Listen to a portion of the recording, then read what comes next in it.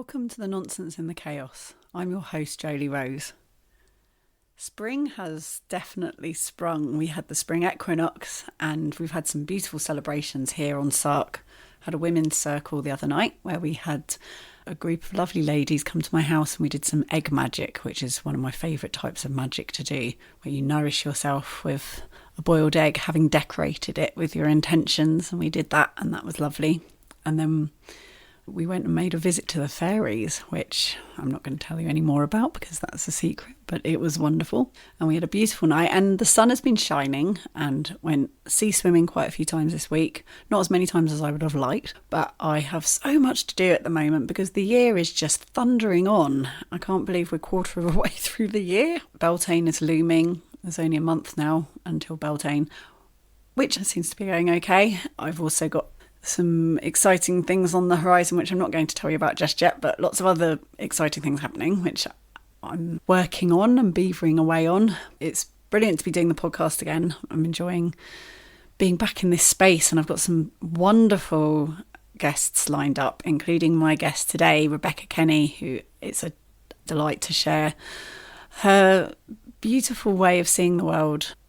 Just her disposition is so cheery. She has a really cartoony face. My main memory of her from drama school is being like a goat or a sheep and her chewing with these great big cartoony eyes. She was so cute and I would always see her as a goat. She was brilliant. And it's a wonderful conversation exploring creativity and being an artist without being a big famous artist and just living a creative life, because it's not easy, but it's also an absolute honour and privilege. People don't really understand it. I'm looking forward to sharing Rebecca's story with you, and it's made me laugh and giggle all the way through, so hopefully you'll be bringing some sunshine and joy into your week. So without further delay, I'd like to introduce you to my dear friend Rebecca Kenny.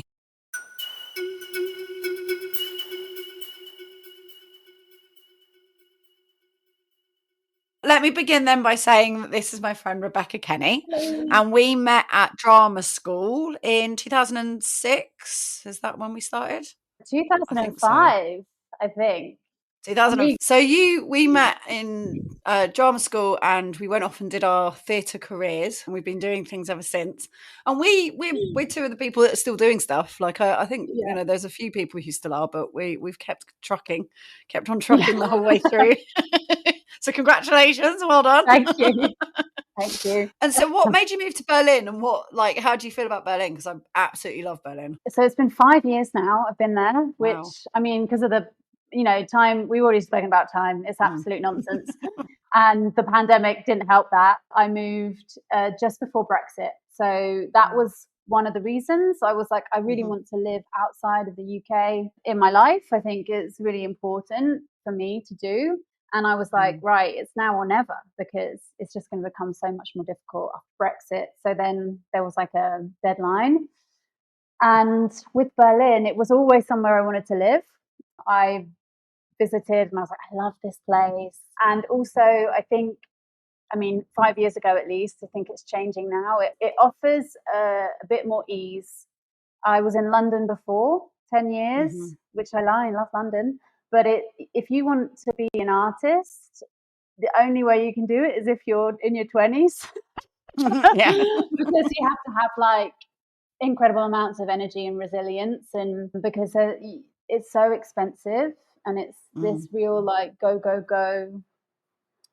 culture, and the art scene there is very capitalistic. It is, because no one can afford to not make money. Like you have to make shows in 2 weeks, and it has to, like, if you're doing a scratch performance, it's still like full production values, it's like different way of making. And Berlin it's much cheaper to live in Berlin. I can have my own flat and still be an artist, and I wasn't ready to throw in the towel, as I think a lot of artists do, because it's really challenging. There's no money. You're not validated a lot in any other way. You have these magical moments, and this is why I do it. But if you're looking for validation financially or from the industry, then it's really a struggle. And so yeah, I got older. I was like, I want more ease. I want more, and I want to still be making work. And also, it's interesting to transfer what I do to Europe, to Berlin, and notice how audiences are different, or how making is different. I think as well, because I mean, my work is maybe a bit more experimental. I never felt, I think I left London also because I didn't feel like I could do what I wanted to do there and be welcome. And Berlin is much more, it allows much more for experimentation. I think audiences here are much more open to not knowing what they're going to get. Yeah. I think whereas UK audiences, London for sure, everyone's so educated about going to the theatre, like that it has to be. And, I think being at Edinburgh Fringe really killed this for me. Like, I had a hard time there. Like, it has to be packaged and a product, and people have to know what they're going to see before they'll give anything a chance. And you're not allowed to fail.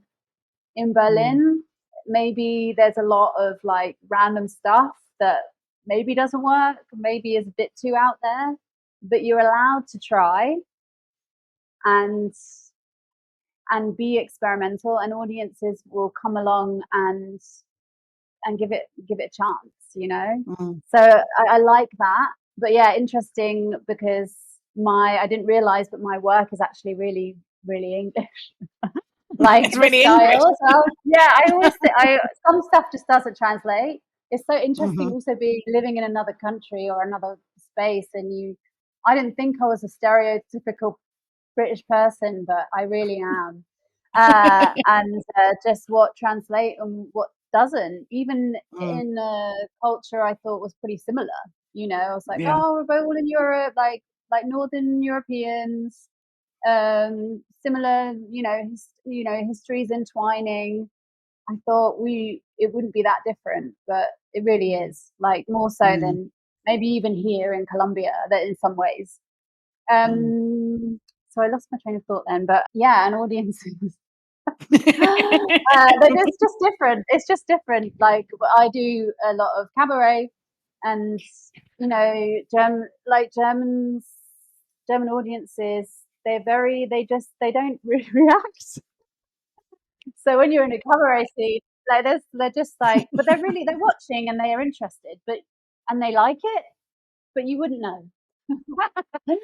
I've sat, and when you're clowning, like, cabaret is very expressive to the audience, let's say, or burlesque even, requires a bit of something.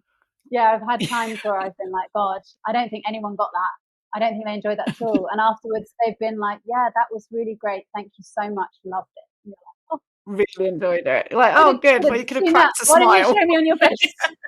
Yeah, totally. Tell that to your face. But yeah, I always think, because I used to think that the sounds of like German, like a bar in Germany, sounds more like England than, say, France or Italy, where the musicality of the language is more from like the more Latin countries, whereas Germany sounds like England, but it just isn't peppered with laughter. And the English laugh, but actually a lot of it's nervous laughter. Like, we laugh to fill in gaps, and we laugh to make people feel at ease, and we laugh because we're a bit nervous and embarrassed. Whereas the Germans are just actually very comfortable in their own skin and don't feel like they need to do anything. Yeah, I remember I was living in a squat in Berlin, and I had this moment where I was like, oh, this fucking shower, why is it not, like, because there was just a bath with, those hot water things that's literally like those immersion things on the wall, and you turn a dial and like there's a little metal tube and you get like a drizzle of that filled our bath.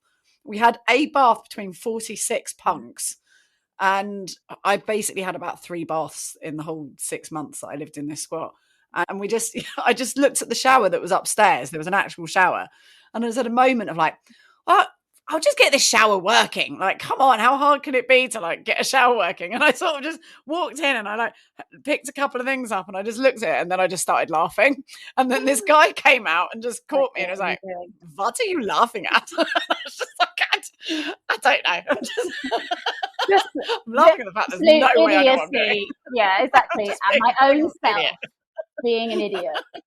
Well, I've definitely noticed this thing. Like English people, we're natural clowns, right? We are a clowny people. We have to make a joke out of everything. And like you say, usually it's because we don't want to be direct, or we're feeling awkward, or we can't be vulnerable in lots of ways. There's like I can't say I love you or you piss me off. We can't do that. We have to like be passive aggressive or make a joke about things.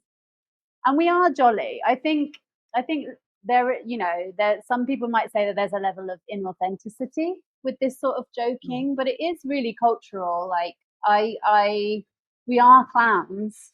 We're awkward people trying to be polite. But we are jolly. I think I do miss that about. I go back to London now and I think, God, it's so friendly here. Wow. I know.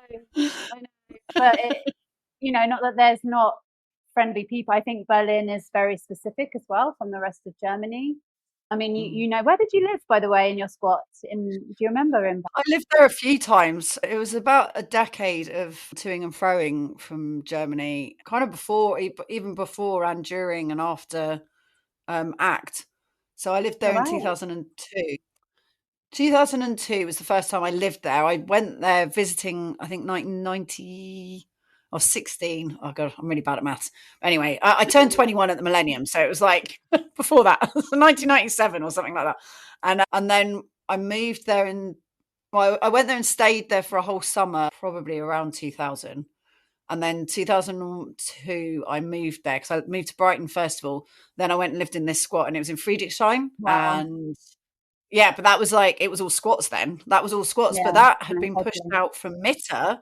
So when I'd gone there in 1997 and even in 2000 when we went there for the summer, I was staying somewhere just around the corner from where I'd been I think it was maybe 98 actually, because I don't think there was that much of a gap.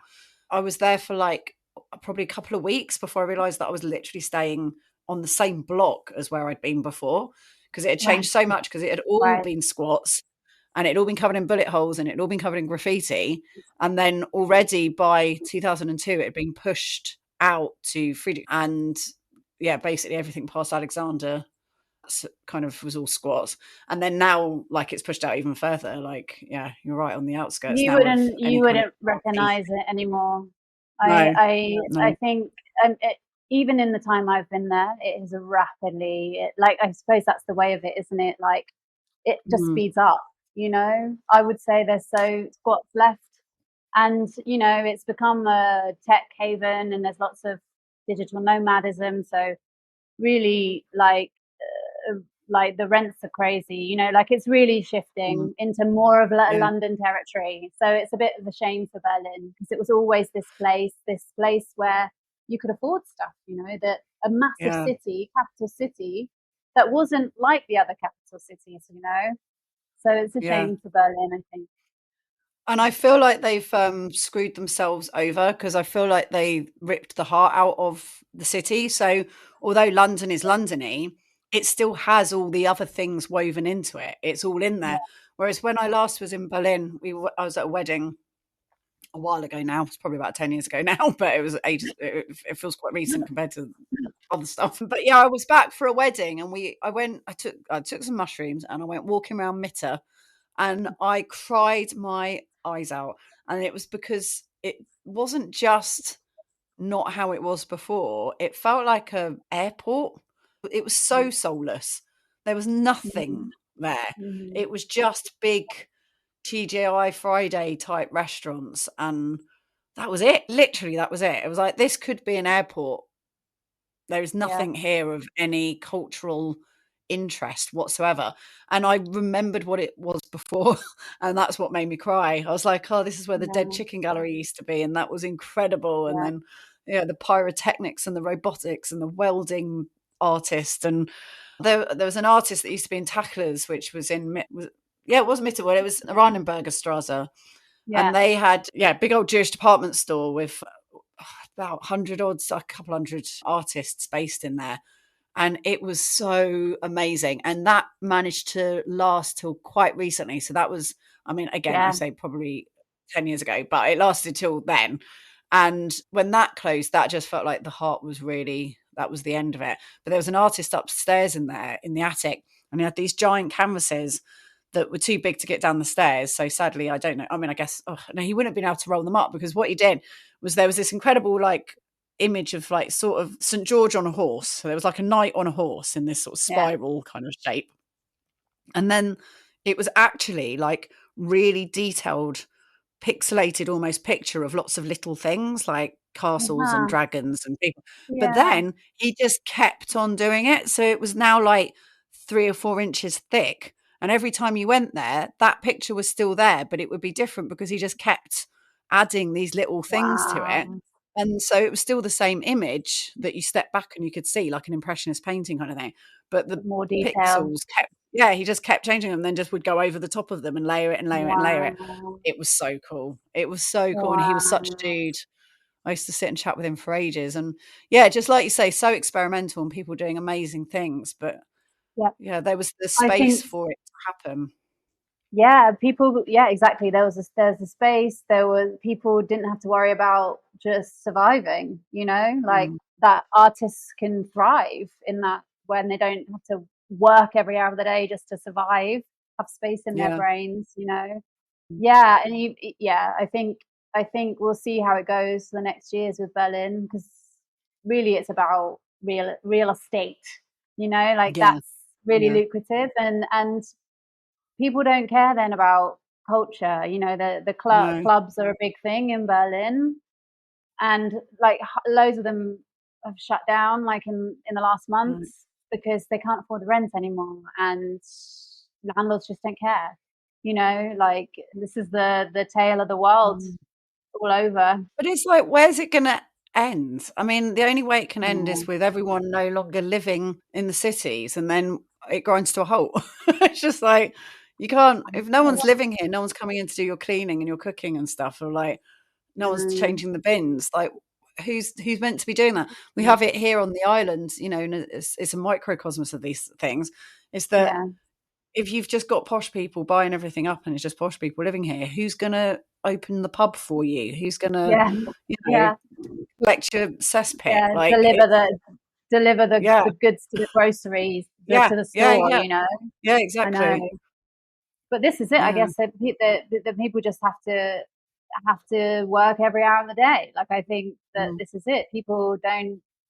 They're living in terrible conditions and they're working every hour of the day to survive. They're just surviving. It's but like you say, surely this can't continue for much longer. Like when is the end point? Because even people I know, I mean, I'm fairly privileged, but I'm not. I'm on the breadline all the time. But I'm used to it. I think also this is where maybe artists can really, like, we really know how to deal with not having very much and doing a lot with it. I don't know. Sometimes I feel like, okay, I'm used to being frugal, but people I know who are pretty well off are also struggling. God knows totally. What, like a single parent family with low income, God knows how they're surviving. And I think, when does it stop? When does it reach? Well, I think we're going to find out soon anyway. Yeah, I think we're going to find out. I really do. I mean, like, I thought it was going to be the pandemic, those first few months. I was in Berlin and it was a strange time, but there was it was also magical in lots of ways. It's a weird thing to say because a lot of people suffered. But it was that, for me, I was like, God, this could, like, this pause in the world where everyone sort of looks around and goes, what are we doing? Like, what's important here, actually? I don't need to work. I thought that was a real opportunity for us, for there maybe to be a shift and for things to really change. But I think there has been. I think that people have really struggled with pushing themselves back to the speed that they were at before. So I think most people are like, I'm shattered and I can't do what I did before. I think probably the majority of people are working slower than they were, with no intention of going back to the speed they were. And I think like, I feel like people know now that the game's probably not going to be around for much longer. So all of the focus and energy that people might have had of, I need to try and climb this edifice and be part of the game, and I want to take this thing on and be part of this thing, are a bit like, I also would quite like to spend some time with my family. I'd quite like to. Before the world ends, I'd like to. Yeah, before the world ends. Yeah, it'd be quite nice to just chill. Yeah. So I think, people saw behind the curtain. I think we have shifted, and you can't, once it's out of the bag, you can't put it back in again. Like, people did connect with nature, they did slow down, they did stop, and I think there is hope. I think there's a lot of hope, and people, I don't think people believe, the nonsense that's going on in the world a lot more. I think I think people really, really have gone, what the is going on? Like, I mean, it is much more blatant now. I think that the system and the powers know that it's crunch time, and they're milking it as much as they can, and that's why it's also so blatant now. You see it swooping in. Capitalism, these billionaires, they don't care anymore. The fascists are on the street. It's really making this, I think it's in the final death throes, and people are really going, I've had enough, this isn't how we should be living. But I think still, I don't know, it's hard, it's hard to know how to shift, because these arts, these systems are in us, right? I think this is also why, and we can talk about this because you know about this as well, like the power of imagination. We really need as a species really to exercise that muscle, because there are other ways we can exist collectively in a large way that doesn't have to be this way. Exactly. So they know that it's about taking our attention. So if people are lost in TikTok land and are spending all their time giving that attention, then it means that they're not learning an instrument or thinking about how to do things differently. They're just scrolling, scroll. And it means that people have got a really short attention span, and they're not doing things like learning instruments. And it's profitable for them. It's useful for them because it's clickbait, it's advertising, it's all of these things. People are switching off from it. But it's really important that, exactly what you're saying, we need to imagine what the future is going to be like and train that muscle, because we've literally been badly training it the other way. We've been doing the bad thing for ages. We need to sort of start exercising the muscle. We've also just been told to be serious for so long. This is my whole thing now. And I have you to thank probably getting me on this path. I think I always think I'm like you, but a few years behind. I don't know, discoveries, but we've been told this is also it. The things that aren't valued, being serious is valued, right? So play, all these things that help cultivate imagination, play, sort of making loving spaces, being silly. I've got a whole thing about being silly at the moment because it's so politically powerful. This whole podcast is about, we've got to the nonsense, because that's where we're going to find the answer. It's not going to be in this serious, rigid structure that is in us. We have to break it. And the only way you can break out of that is to go somewhere really expansive and magical, and that makes no sense, because the future, if we imagine what it could be, it probably doesn't make any sense right now, No. So but all of these things we've been told, we've been trained into this, conditioned into this like low attention span. We're told to be an adult, you have to be very serious, do serious things. The most powerful subversive thing, I always think, in common culture is when in Monty Python Life of Brian, where they all laugh at Julius Caesar's speech impediment, and they're all just there laughing and laughing. And I'm like, if Trump talks and everyone just laughs and everyone just laughs their head off at him, that's the most powerful thing you could possibly do. Yeah, totally. It's almost like when you make a joke, it just sort of cuts what's happening with a bit of like it switches the attention or switches something and breaks it up and kills its power. I also think everybody is nourished every day by the arts, whether it's watching a TV show, listening to a podcast, listening to music. That's super important, but power has devalued it to the point where I don't know how many times you've had to explain that what you do is a proper job or isn't something that anyone can do, like as a hobby. I mean, people can, but anyone can, but it's sort of like, it's not a real thing. It's not a real thing. It is bottom of the priority in classrooms. It's bottom for funding because it's so powerful. Like, this is why I think anything that is made to feel undervalued or frivolous or meaningless in the system we live in, I think is purposeful because it's too powerful. Yeah. Like people's stories, it's so powerful. I think that this is I honestly think that more than ever the arts has got more power than ever. This absolutely. Well, art needs an edge for a start, and we haven't really had that strong an edge for ages. This is actual edgy. This is the edgiest edge that we've had in our lifetime. I was like, okay, this is exciting. I've got something to work with now. No, totally. Totally. What are you up to in Colombia? Tell me about that. So I'm on a residency here, resident artist at this institute called Casa de Mono. I'm the resident artist for the month, and I'm researching a project basically along these lines. It's something that I've been wanting to do for ages. I did my solo show, Frieda Loves You, and a lot of that, what I was doing there, I was doing alongside my MA in art and politics. And I did that MA because I wanted to be, that was back in 2016 when I thought the world was really bad. when back in 2016 looks like a bloody walk in the park now. I can't remember, I think it was the first time Trump was elected, something. Yeah. And I was like, I want to make more of a difference to the world. I was like, I don't really make political work. It's just kind of fun and silly, and it's about sharing the love and making audiences feel great. That's what I do. And she's like, but that is something. And I was like, all right. And basically, I did a lot of research. This is the really boring political theory part of this podcast.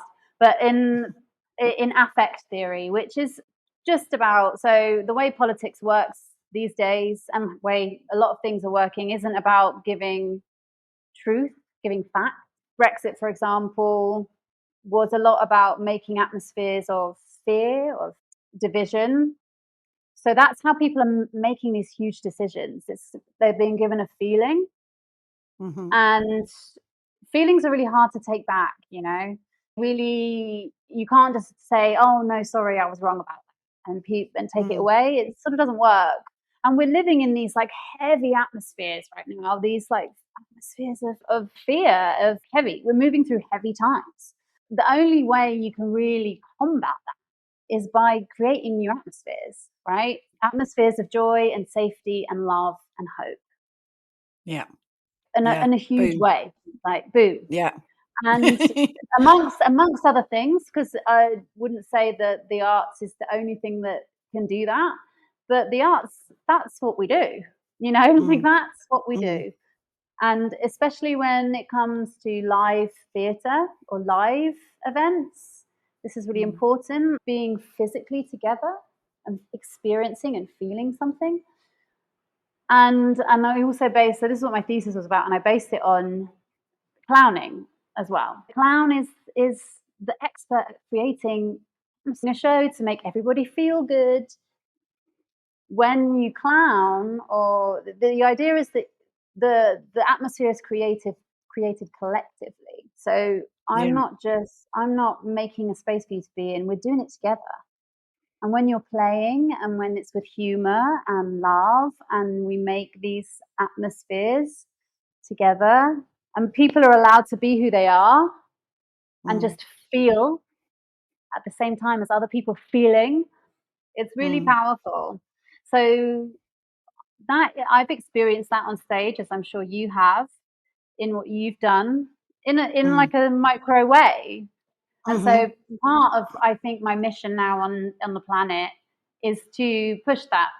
Maybe, I don't know if it's possible, but how can we, as artists, as clowns, as make these spaces of safety and joy and belonging that amplify or at least offer a place of rest.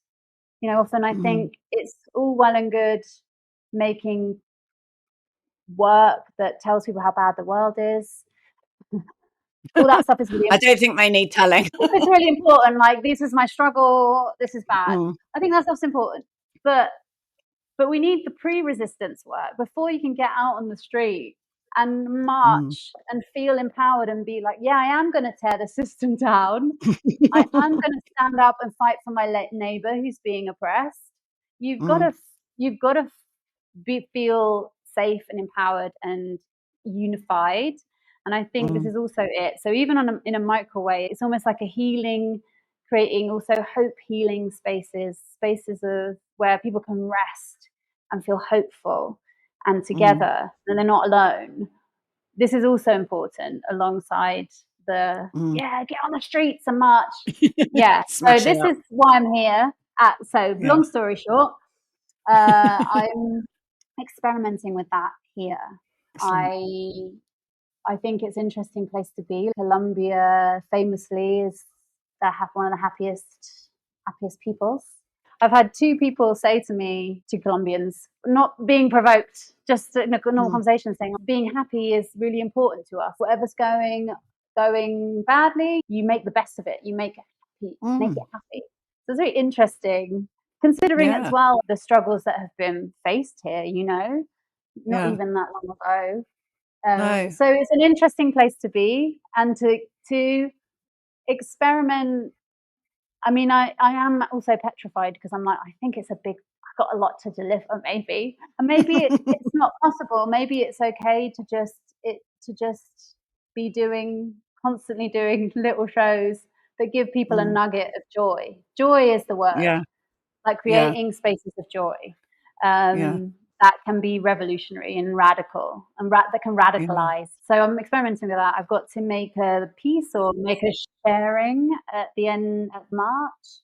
I'm currently interviewing. I'm starting interviews tomorrow. I'm just chatting to people about their experience of joy, like where they think despair is, getting them to talk about silliness also, because this is important, as you know, like this, allowing yourself to play and imagine and find magic. You know, magic is also a big, important thing. People like to, again, you know, back to my point of undervaluing things that are super powerful, alternative like astrology or alternative esoteric things are always made fun of, you know, because they hold something deeply powerful. And I think this idea of magic that is poo-pooed as like woo-woo, you know, like you're saying the sacred, you mean? The sacred. You know, it's like you know, that woo-woo sacred thing. You know, that woo-woo stuff. And I'm like, hello, have you seen a plant? If everything is woo-woo, it's a 3D printer. Like, come on, like there's this magic, everything, as if the whole of the cosmos isn't some miracle. Come on, people.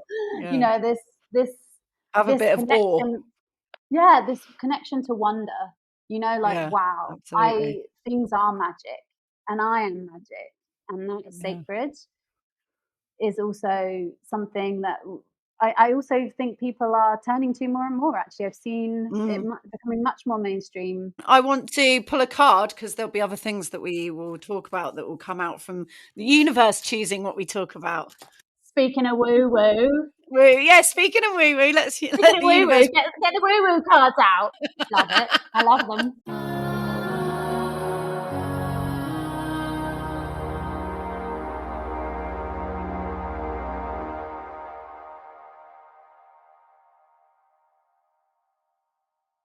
So I you love tell them. me when to stop.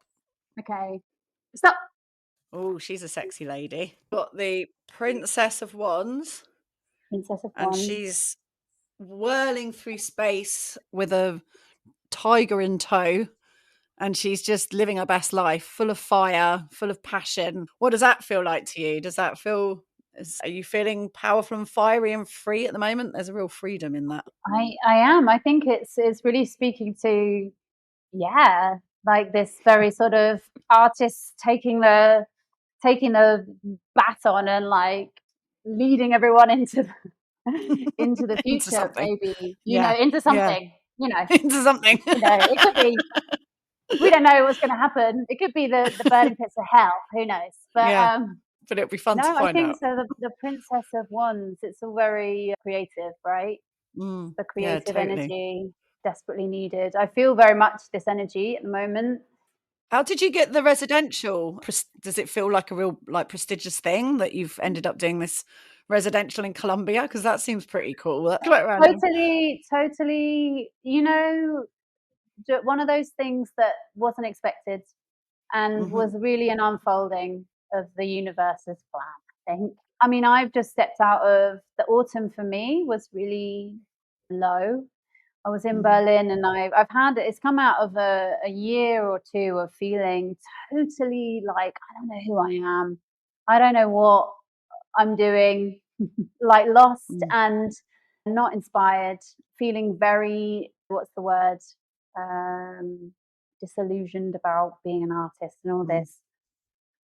And it really hit its peak in I sort of recovered, but I still had this lingering. I love, like, Berlin is a love-hate city. I struggle a lot there also. Sometimes I feel like it's not very me. And I was like, I need to get out. I need to have a cut from this period of stagnation and being goo. I need to cut. I can't, and also it's the winter there, it's a really difficult time. And I need to go somewhere where, I mean, I love this part of the world anyway. I love a bit more this spirit of chaos, to just go somewhere totally new and be like, okay, actually, if I wanted to live a different way, there are all these possibilities. So it came out of that desire. And I just researched what was going on in the arts scene here, and this residency came up. And Wow. I applied. Wow. And you know how it is with applying for anything with the arts. You're waiting for the no. Yeah, You're always absolutely. like, oh well, probably won't happen, Yeah. and it takes ages, and you never hear. But the universe was like, yep, you got to Wow. be in Colombia for some reason, because within a few days they were like, we really love your application, we want you to be here. And as an artist, when you get fucking no's all the time, so much rejection, you're always made to feel, that you're not welcome, ever get a yes, Yeah. that it felt so lovely. And so I spent a couple of weeks in the mountains on a farm, and then I came to the Brilliant. city to do this work, which I'm not a process person. I don't know about you. I think maybe you are more. I like I usually have an end point already in my head, that like, if I'm making a show, I already kind of know the end point, and then I work towards it. And I don't like that bit in between where I don't. Well, you should start making that into play. That's a bit where you should start playing more. And I think you're right about this. I don't know. You ever had, like, there's this real, oh my God, sorry. God, too many thoughts and not enough mouth. Too many thoughts and not enough mouth. I want that on a t-shirt. I have this, I don't know. I mean, I used to work in a theatre, and I had to have hours in my own brain, like sat at the back of an auditorium. But always have these, like, I don't know if this is a bit off topic. And I have like apocalypse I don't want to say fantasies all the time, but I think about it a lot.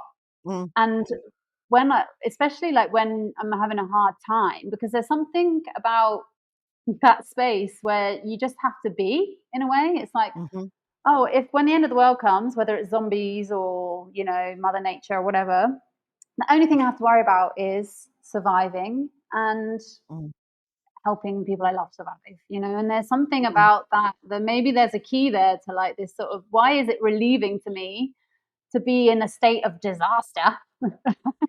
Yeah. Why is that? Why does that feel easier to me than living every day in this system? Yeah. Because I feel like I would know what to do, like in a way. Like there is an element of action, of just making action and being in the moment, which is also maybe relieving. Instead of this like, oh God, I've got to make my goals, you know, in 5 years' time. Or maybe it is this anxiety that we feel as people a lot. Finally finally something you can face and fight. I don't know what it is, but it's interesting you saying there is an element of like, maybe this anarchic part of myself is like, maybe it has to get to that point where society literally collapses. Like I can't, I don't know. And that's when let's we go will feral. really, let's go feral.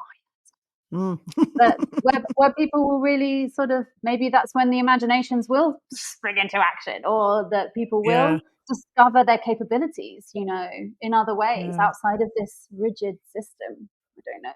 Yeah. Is there what's it called? Station 11. Have you read Station 11? There's a TV series of it as well. I have, yeah, I love that. That's my movie. favorite apocalypse book. It's so good. The Museum of Civilization. Yeah. Yeah. And they're in the it's airport. just so cool. Yeah, it's and really then they're great traveling book. players, and it's just brilliant. It's like that's what I'll be doing. I'm going to be a traveling player with a horse pulling a car. And they've got all these old costumes, and there's like one musician or like one old guitar. I can't remember, but it's really, and they're not even all. They're doing Shakespeare. That's, oh my gosh, I need to reread that book. It was really good. Really there's good. something also. There's something about this maybe returning to simplicity as well, because as much as like the world has got very complicated, and there is an element of maybe we don't want to go back to when, you know, we're really back to caveman times, and, you know, like you said, it wasn't great, but there is a way we can make things a bit more simpler for ourselves. And it will be an amalgamation of all the things. Like, it doesn't mean that we're not going to take the knowledge and technology and stuff that we've got. Sort of steampunk, you know, it's probably going to be a bit of a mishmash of things, but we just reuse things a bit more, and it's not all just consume, new. But there's a bit more of like, oh, I'll reuse that thing, which they do in other parts of the world where it's not all, you know, everything fresh and new. Right, do you want to pull another card?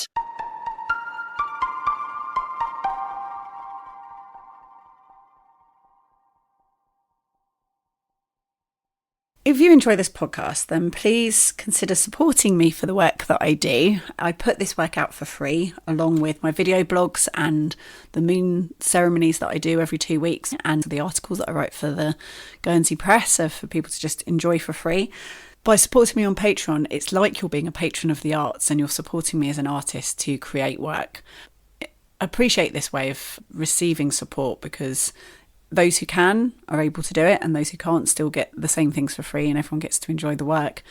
And it just feels like a nice way of creating as an artist, and I really enjoy it. I like being accessible. I like things to be as accessible as possible, but I also need to make a living, and I need to pay my rent, and this is one of the ways that I've found to be able to do that. If you want to support me, you can go over to my Patreon, which is patreon.com/JolieRose, and for the bottom tier it's £3 a month. It's like you buying me a drink to say thank you for the podcast. For a little bit extra, I think it's £7 or £8, you get the videos of the podcast as well, and a few extra features. So if you're able to afford that, that would be amazing. Do what you can, and I really appreciate it. Huge thanks to all of my supporters and Patreons who make this all possible. So thank you to you. And got some things coming up. There's the Beltane Festival on the 3rd of May. Tickets are on sale, and it's going to be glorious. All the bluebells will be out, and the three-cornered leek that have these little white flowers that look like snowdrops, and the whole island smells of onions and bluebells, which is much nicer.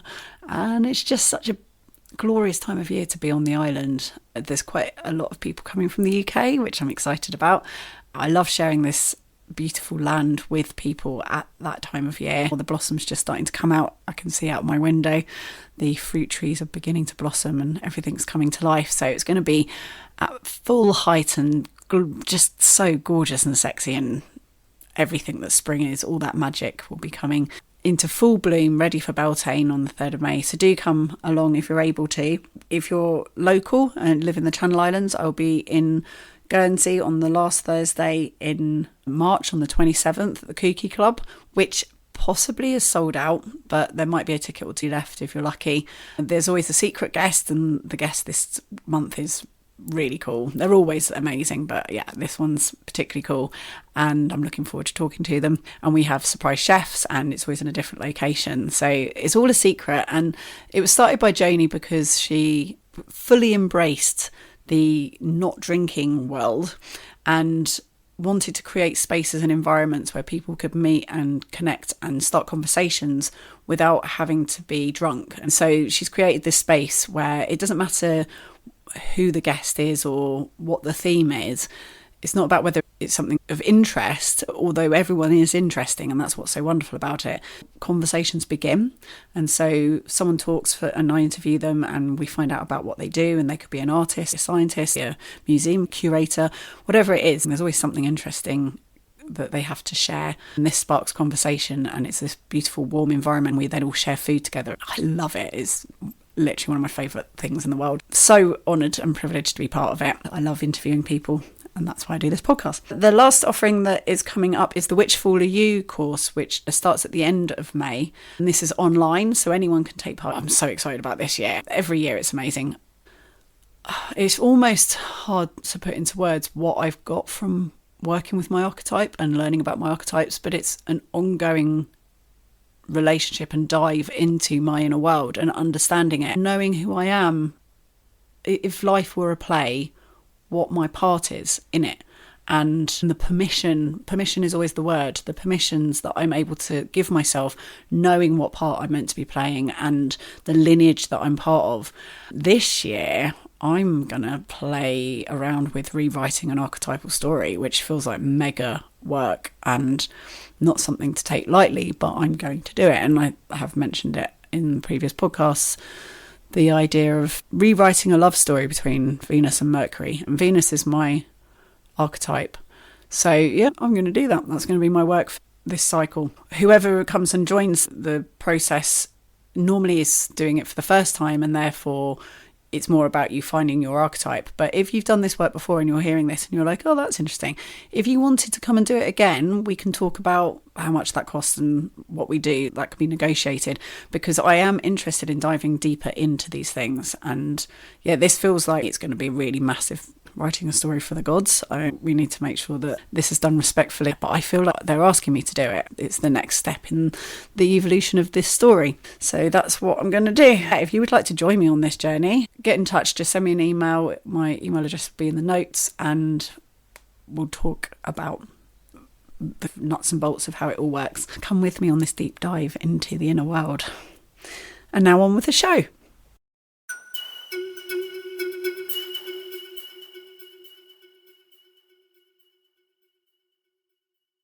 So we've got, oh my God, change. Oh, change. What card is that? Oh, change, just change. So this is the Two of Discs, and this is actually one of my favourite cards. Absolutely love this card. So it's got the infinity symbol with the snake swallowing its tail, and then it's got the yin-yangs in the middle. Yeah. That's a nice card. This is about being able to relax with change and just go with the flow with change. That's the reason why I started this podcast, was it was about being able to be at peace with the nonsense and the chaos. So it's like, how can we, because that's the only resilience I feel that we can really work on now. And it doesn't hurt to work on it, because even if it doesn't all go to absolute ruin, being able to relax with the unknown is a way of being able to relax with death and, losing our loved ones, which we're all going to have to face. My friend had a t-shirt the other day at a gig. It said, "Spoiler alert, we all die." I was like, I like that. And that, like just how to relax with the unknown, which is death is the ultimate unknown. But that is what we need moving forwards in the world as well, to be able to just go, okay, we might all go feral, or we might be doing this, we might be doing that, or it might become some fascist regime, whatever it is that's happening.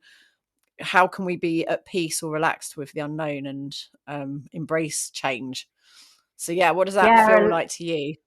I mean, it's a beautiful card, really powerful to me. Like, it's about, like, I think we are so used to trying to be in control, aren't we? And I think I feel like quite a chaotic person. And my life has been quite chaotic. I mean, I go against the grain for most of my life, and I feel that has equipped me to be able to face change. But then also at the same time, I was listening to your earlier podcast, and you were talking about, like, your letting go, the reason you started the podcast, and I was like, wow, like really stepping into that, and like being really intuitive. I think to maybe I am a control freak in that way. It's like I was saying with the, like, I know I've got to know what the goal is. The process is hard for me, even though I'm quite chaotic. This being able to really be so in tune, and that's what letting go is, to really just go and be so open to what is being asked of you from the universe, or what is being shown to you, all the possibilities. I guess that's it. Like, how do we really train that as well? I think we're used to being told what to do all the time. Yeah, totally. Like, that's my process. So when you talked about process before, so with the pilgrimages, especially, that it works and shows itself in that way. And this is also how I do geomancy and work with nature, is it's letting the outer world be a sign language for the inner world. So taking everything that's happening in the outer world as the process. So the people that you're meeting, the weather that's happening, the things that you're seeing, and for that to be influencing or nodding towards what you should be doing. And then that lets the universe lead. And that's why I do the cards rather than having prepared questions, because it lets the universe lead and chooses what we are exploring. And with the pilgrimage, when we created a performance that we took to COP26, we didn't know what we were going to do. I didn't have an end result in mind. And we walked, and we were doing ceremonies along the way, which we had agreed that we were going to do, because we sort of thought of we walked up the spine of Albion ley line, and we worked out where the chakra points were. And so we did a ceremony at each chakra point, sort of doing a healing massage on the earth. We ended up, when we got to COP, we came up with this performance that was nodding to the 4 elements and our experiences of encountering the 4 elements on the pilgrimage, which is what people wanted to know. They wanted to know what the pilgrimage was like. So using fooling, we had someone walking through mud, and everyone jumped down on the floor and became the mud and was hanging onto the person's foot while they were trying to walk along. And then doing the wind, someone like would lean forward and people would hold them at like 45 degrees, and then someone else would flap their coat really hard and stuff. And it was really fun. And we showed what the 4 elements were, and we knew that we were being ceremonial, and we started fooling with it, and it was really fun. Do you know about the book The Death and Resurrection Show, From Shaman to Superstar? Yes, it's a book. I do. Sorry, you do? excited. Yeah, you do know. Yeah, I do know that book. No, it was a big part of my thesis, actually. I discovered that book in the Library of Goldsmiths, and I was like, yes, this is incredible. Do you have a copy? Because it's I've got a copy. Yes. And I got it for like 30 quid. It was because it had a different tagline. It had, instead of, I'll tell you this off air. There's a way of getting it where it's not 500 quid. It's 500 quid. It's a brilliant book. It's really a work of art. Amazing, isn't it? Yeah. Well, for the listeners, it's a book. It was a guy's thesis. He actually mainly now writes about football. His name's Rogan Taylor. He's amazing. I've actually met him a few times because he came and did stuff with Jonathan Kay in Liverpool. He's a Scouser, obviously. And he just observed, his thesis was on how the shaman and the showman are the same thing, that the origins of all show business and all of the arts originated from people fearing death. And so basically, once we became conscious, we started to fear death. Like animals fear death, but they don't sit around worrying about it. They don't have existential angst. Once we became conscious, we got existential angst. And then when people nearly died and survived, everyone was like, well, how did you do that? What just happened? And you can't explain that. There wasn't also very many words around at the time. It was pre-Shakespeare making up 10,000 words or whatever it was that he made up. So there wasn't really the language to describe it anyway. So they would perform it, and it would be painting or music or song, and then people enjoyed the show. And the better the show was, and the more crazy the show was, and the more breaking physics the show. So you think of like Looney Tunes, where they run off the cliff and they don't notice that gravity until they notice it, and then it affects them, or going in one door and coming through another, or like Laurel and Hardy kind of vibes, like swapping like gender, almost, walking on the ceiling. All of slapstick, but also defying physics. There was this whole, you've defied death, and so you're no longer constrained by the rules of physics generally. And so all of these things were magic, and they were all a performance. And then people started to feel that was healing in itself.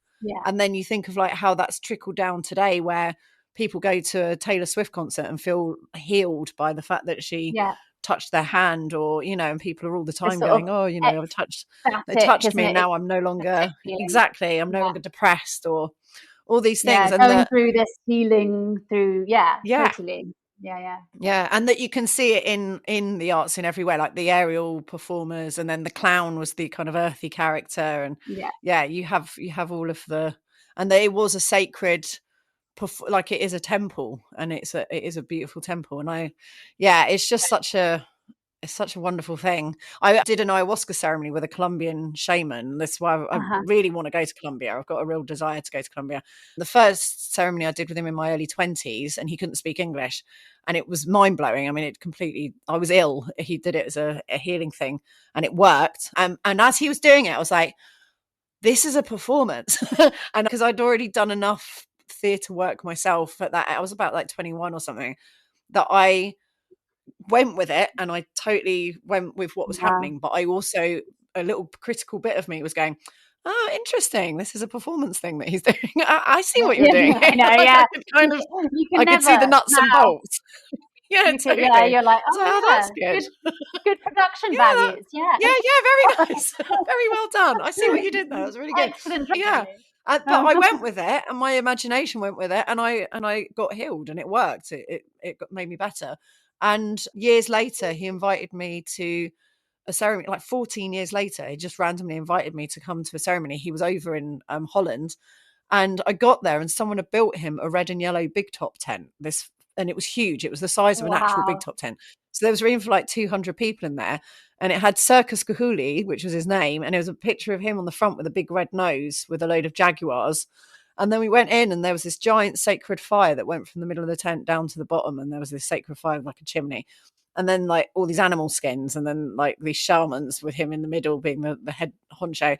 And us all drinking ayahuasca. There was like 200 people in this tent drinking ayahuasca with it. And it was just like, and it turned into a temple of creativity with music and singing and drumming, and it was so incredible. And I was like, this is my church. Like a giant circus tent drinking magic medicine plant drinking and mayhem. It was being like, at one with the plants and the music and like expanding your mind, in this real this absurd, it was so good. It's almost absurd, but actually not, but actually no, totally. This is actually maybe where we've this healing, this space is the most healing, actually. This kind of like expansive. There are so many possibilities here. Of course I can heal myself, and you're doing the healing yourself as well. I think that's part of it, is that they're facilitating the space, and they're holding the space, and they're looking after you. So they're kind of caretaking for you, but you're doing the work. Like you drink the drink, and you untangle what needs untangling within yourself. And if you get a bit too overwrought by what's happening, then someone will come in and whoosh some incense over you, or kind of like chill you out a little bit. Just bring you back into the room a bit, and make sure you don't hurt yourself and things like that. But you do the work. And that's what's so great about it. Whereas I think when religion became more organized and prescribed, there's someone else telling you that I'm the voice of God and this is how it's done. Whereas this other way is much more like you're the one who does the work. You're the one that connects to the infinite. You are part of the infinite. You're an aspect of God, and you you're sort not your stuff separate out. from this great thing. No. It's not this higher power that rules you. You're part of it. You have autonomy. You have agency, I guess. You don't need someone to tell you how to heal. You need community and people to support you in your own healing. But you know what to do. And there is no one way to do it. There's no one way to be spiritual. It's your own way, and I think totally, this has become, I don't know, people want to have guidance and they want to have gurus maybe, but then it can get into this zone of there's lots of stories about people taking that to becoming, wanting to feel magical and be this magical guru person, and in a way it's kind of irresponsible, I think.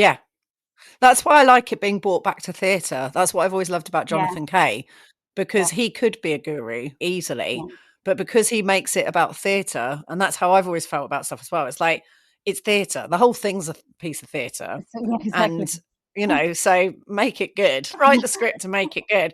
Be as ridiculous as you want. You can do whatever you like, but it is just a play. Don't buy into the role that you've created for yourself. Don't take it too seriously. It's all of this is nonsense at the end of the day.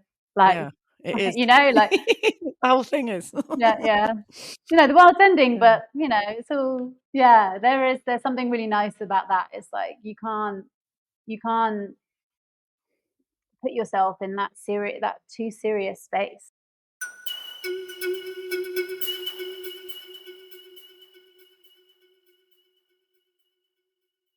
So we're going to pull another card.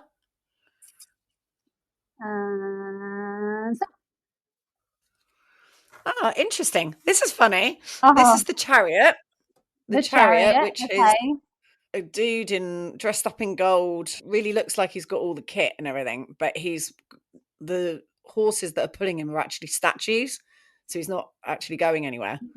And the reason why I was like, oh, that's interesting, is because Jeanette, who ran our drama school, she once called me into the office because she'd call me into the office to sort of tell me off for doing too much, because I was doing all the Jonathan Kay stuff and everything whilst doing my course, and I was doing too many things at the same time. And she said, I was thinking about you last night and the fact that we were having this meeting, and I dreamt of the Chariot card, and the Chariot's going around the corner, not in this one, the Chariot's going around the corner and the wheels are coming off, which is in the rider weight one. And it's like you're not slowing down and enjoying the ride, which is interesting, because that's the process. So like enjoying the process, slowing down and enjoying the ride and enjoying the journey, and just like not taking on too much and not kind of overwhelming yourself. And also having all the kit but nowhere to go. It's that feeling like you're not getting anywhere. And I do feel that we deserve big pats on the back for having gone this far. So like 2007 we finished that, so that was it's mad, isn't it? So what was that? I'm really bad at math. I mean, it's nearly 20 years. It's nearly 20 years since we finished. So it's 20 years since we started drama school. I believe it. It's 20 years and we've since managed we started, to keep, and we've managed to keep on eking a living all this time. And I feel like we deserve I want to like cheers you. Cheers. Well done. Cheers. Pat on the back. It's cheers so and pat on the back. Because I still feel it doesn't feel like that long. And really I've had, as I was saying, I had this weird moment the last couple of years. I think moving to Berlin and then the pandemic happening and you're in a new city, like restarting as an artist, as a person. And I really lost all my confidence. I was really made myself quite small, because also like getting used to the culture, and I really didn't recognize myself. I'm like, who's this timid person with no personality who doesn't make anymore? And I had this and only recently I've had this realization about myself that it's been 20 years. I've been doing this for nearly 20 years, probably 20 years, because I was doing stuff before I went to drama school. It's like I know stuff. There's something now where I'm like, I wish I had this sooner, because the amount I've messed up in my time, self-sabotage, because I was so insecure about my ability or my knowledge or whatever it is. I don't want to say knowledge, I think more experience, but there's literally nothing I've not done now on stage. There's probably nothing I've really not done in life. But particularly in terms of art and like, and then I guess because like as a job, you know, we're constantly like, it feels like you're not growing up ever because you're making, and maybe it is, there's something very childlike about it because that's what you're allowed to do when you're a child, make plays and make dance and show people, and so there's something about it that keeps you in this state of like childishness maybe, that you forget actually I do know stuff. And there's something quite, like actually 20 years. You're Does allowed that to be make a us master now. I'm a master. You're allowed to be a I'm master. a Yeah. master of performance. Yes, you are. And you forget also Right. because time. I feel a kid most of the time also because I mean I don't have a family. I don't have my own kids, so like I've still maybe got a little bit of like I don't feel like a grown up. And there's something like people youngers, the young, Those young people. those young people, you forget that you're older now. I also forget this. Yeah. I'm like, why is everyone looking at me like I would know? Oh, it's because you're all 20 and I'm the adult, and I do know. And then for ages I was like, no, I didn't like it, but only recently have I gone, actually, I do know. Why am I stressed about it? So this year in numerology is a 9 year, and 9 is the year of mastery. And the last time we had a 9 year was 2016. It was the year when everyone died, when Prince died and David Bowie died. Oh, yeah, David Bowie, and Alan Rickman, maybe. Yeah. Yes, yeah, and there was loads of them. There was loads and Loads. loads. And the way that I've sort of been thinking about it or hearing about it recently is that the reason why those masters died is they transcended. They were so master of they just mastered it. And so they transcended, which also then leaves space in that upper echelon for new people to then step into that space, and that we all then step up. And so what is it this year that you're becoming a master of, and what is it that you're stepping up for? And already this year we've lost Marianne Faithfull, David Lynch, and Tom Robbins, who's one of my favorite authors. Yeah. So we've already lost some masters this year. Yeah. Yeah, why not? Like, I think there's something about, maybe it's like that the Chariot card is also a card of taking action, you know, of really, it is a powerful card of, it's got that sort of drive, hasn't it? And maybe it is that sort of like, you know, I know that card doesn't, you're not going anywhere, but there is a direction almost, like, you know. Yeah. Well, it's about asking you where you feel like you're not going anywhere. And it's the sabotage thing. So it's like, where do you feel stuck? Where do you feel off the rails, out of control? And for me, when I get that card, it's like, I sort of see it as resistance. So what are you resisting? And that resistance is just get out of the way. Let the chariot through. What is it that you're like? What roadblock have you put in front? So, for example, thinking that you're a child still and you're not a master and you're not a grown up, and you can still be fun and be a grown up, and you know, but also don't grow up. We don't have to grow up. Growing up is failing. Like, don't worry about doing that. But that you are a master. We've done 20 years of crafting and failing. Well done. We should fail. That's what we're meant to do. If you hadn't failed, you wouldn't still be doing this. If you'd just succeeded 20 years ago, you wouldn't be doing this now. You'd be doing something else because you would have got bored and you'd have moved on to something else. And I know a lot of people who got out of, not our particular cohort, but you know, I know, you know, a lot of actors and artists, and people who didn't get famous or get their big break straight away, and they just gave up like 2 years later, because also you're told that is also what you know, like we have a skewed idea of success anyway, is in society, and there's only one way of being successful as an artist, and that's to be famous, I suppose, in lots of ways. And you know, this I don't know, it's interesting to like to be still doing it. Like, there has been a lot of failure. You know, like, and I am not a famous artist, you know, no one knows who I am, and most of my stuff hasn't made a scrap of money. Right? success terms, like I have made a living from being an artist. You know, I'm not a bazillionaire, far from. But you've managed it for 20 years.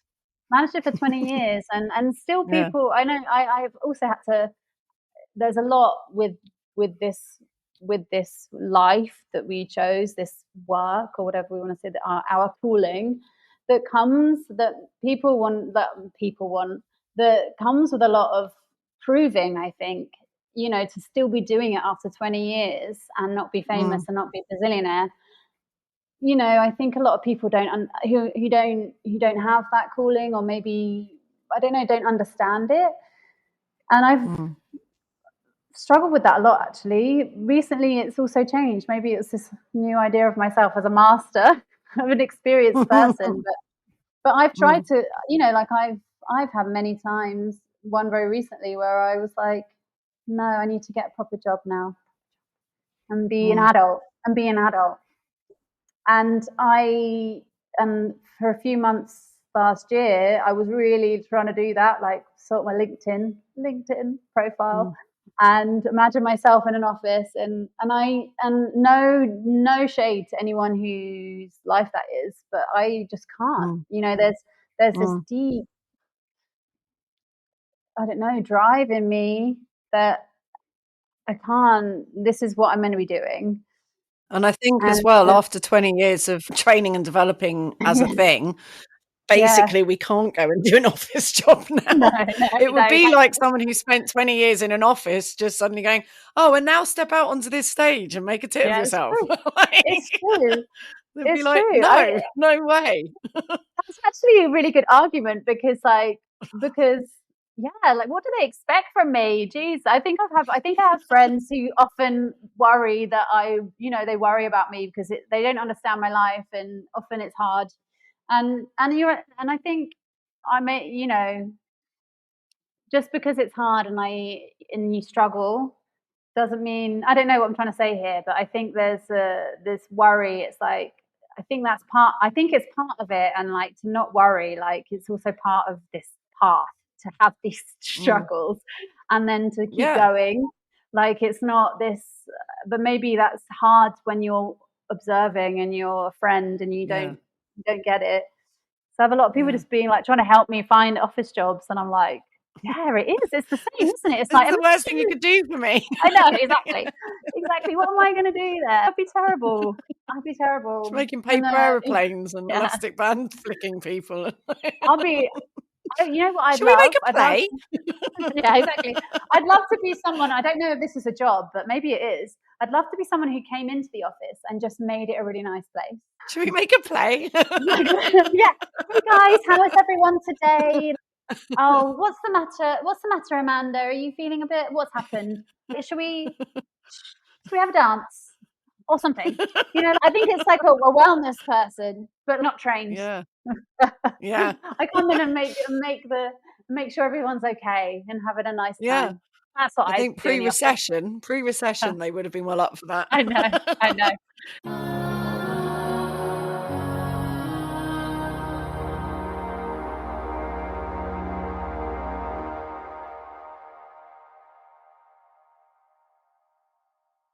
What's your chaos crusade? What's your chaos crusade to help people? I was thinking to help people. So is it you? So you have to do this, or everybody? Everyone, whoever's listening has got to do it. Okay. I mean, they don't have to, but it's a suggestion. I would like people to. It's going to be dance based.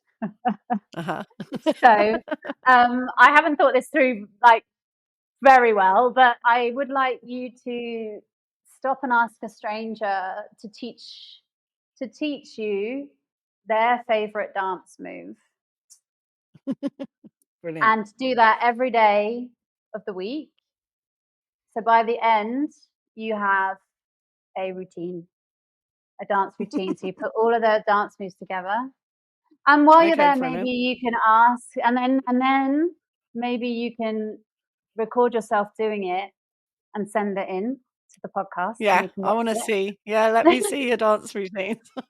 Or at the end of the week, so you film yourself like doing the dance routine that you piece together from these strangers that you've met, or you can go when you're at the pub or somewhere and you teach the routine to somebody else, a stranger.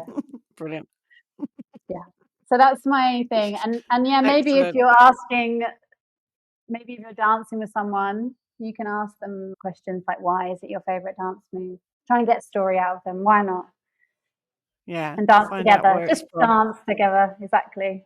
Yeah. Excellent. Well, I hope you're going to do that too. I want to see your dance routine at the end of the week. I know, and I'm in the capital of salsa. This is Cali, is like the capital of salsa. So oh my everyone God, you're going to here end up is with like, a really cool dance. God, it's going to be embarrassing though, because like everyone here can dance, and it's like a religion, So like, yeah, but it's also beautiful because it's social dancing, which is it's not such a culture in Europe. Used to be, not so much anymore. People, but people, like tea it's like this, dances and stuff. like tea dances, but it's very, it's not, everybody here just knows how to salsa. And there's this beauty, like this non-sexual intimacy, I think we also need a lot more of in the world. This touching each other and being bodily, physically together in a way that's not sexual, but is really intimate, it's really special. So maybe like even with this chaos theory, I was going to say, what's it? The crusade, chaos crusade. Even if someone doesn't want to show you their dance move, maybe you can instead just dance with them for like a couple of minutes. Yeah. See if you can have some non-sexual intimacy with a stranger. It might be quite hard, especially in the UK. I don't know, but it won't be as hard as if you're in Berlin. Love it.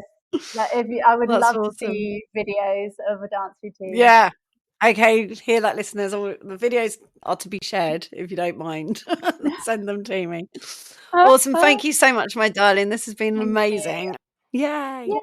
Well, thank you ever so much. Lots of love and lots of love. Thanks for listening. Bye. Bye. Bye.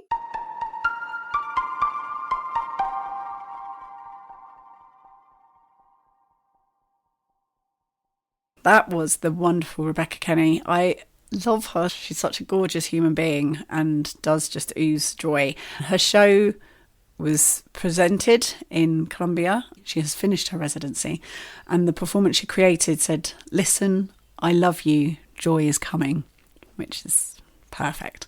And it was a beautiful presentation. If you go to her Instagram, which I will share in the notes, and you'll see some of the work, you can see she's just such a lovely being.